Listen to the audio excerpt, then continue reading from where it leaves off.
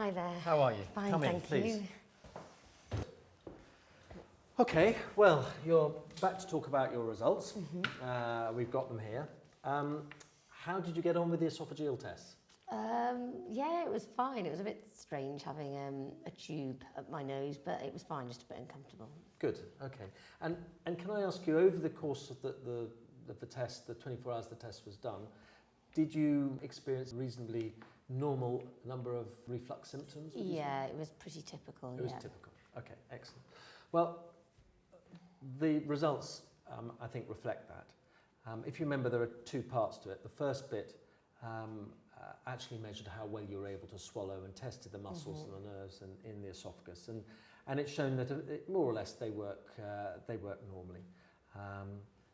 But interestingly, it did show that the valve, the lower esophageal sphincter, the valve at the bottom of the esophagus, is weak. And of course, that's the primary problem. That's why you're experiencing your symptoms.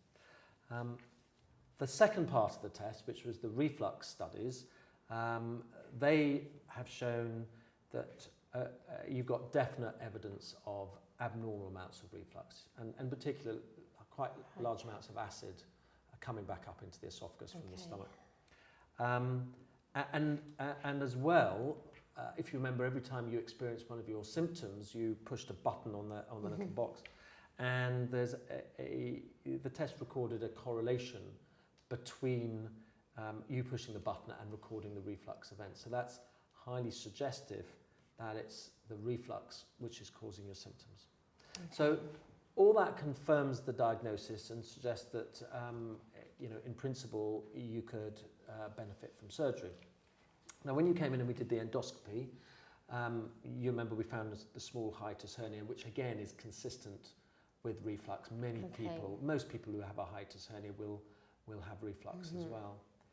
So I think when you came in, we had a long discussion about the different options, the Nissen fundoplication options, the LINX, and we talked about what they involved and the pros and the cons, the risks and the benefits. And hopefully you've had a chance to look at the website and do lots of other reading. Yeah.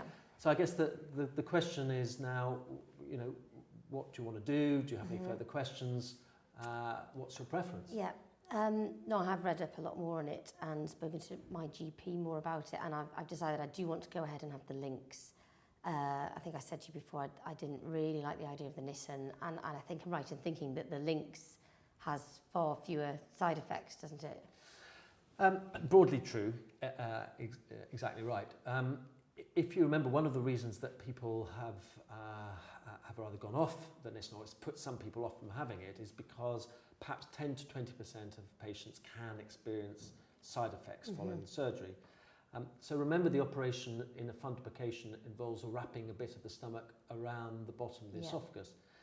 So that creates a high pressure zone which stops the reflux, but it isn't a normal valve, it doesn't relax. So that means that a proportion of patients find that they can't belch, find that they can't vomit.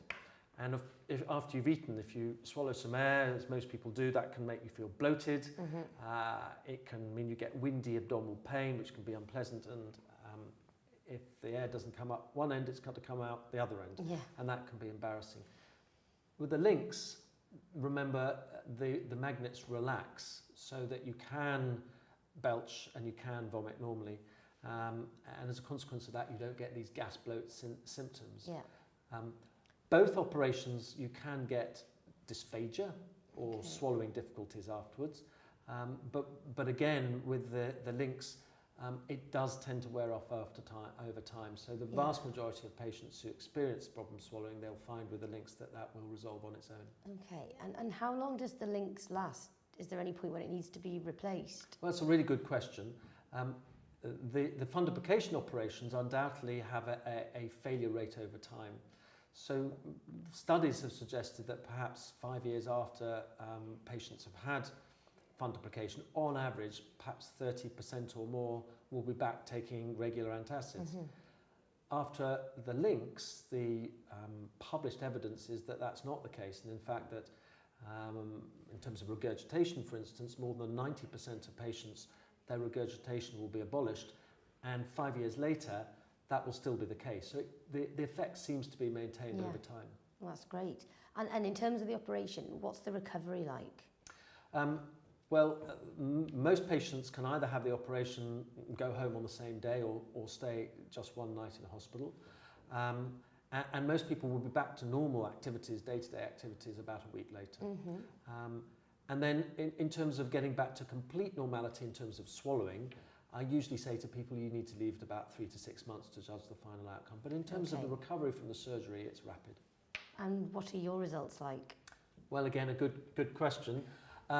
We actually think it's really important people can see what results surgeons and teams treating reflux have. So we publish our results on our website, on the Reflux UK website, so you can see all that yourselves.